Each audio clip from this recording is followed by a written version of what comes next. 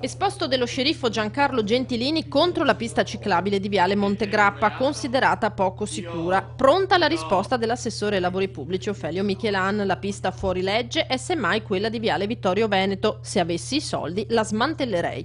Gentilini ha presentato un esposto in procura e prefettura. Le corsie ristrette per far spazio alla pista causerebbero lunghe code e aumenterebbero il numero degli incidenti. Chiedo alla magistratura se esistono ipotesi di reato o violazioni di leggi sulla sicurezza.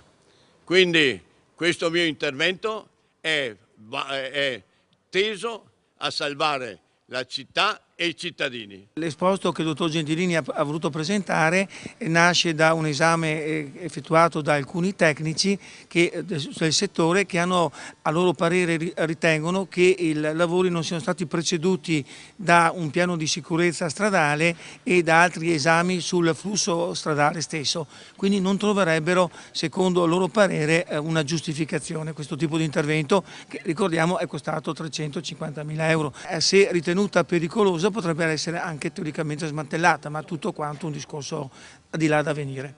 E a proposito di smantellare piste ciclabili, per Michelan è semmai la pista di Viale Vittorio Veneto, realizzata proprio dal sindaco Gentilini, a dover essere eliminata. Secondo me all'amico Gentilini è consigliato male, perché se c'è una pista da togliere perché è irregolare è la pista che lui ha fatto, quella di Viale Vittorio Veneto. Ma lei, se potesse, la eliminerebbe quella pista?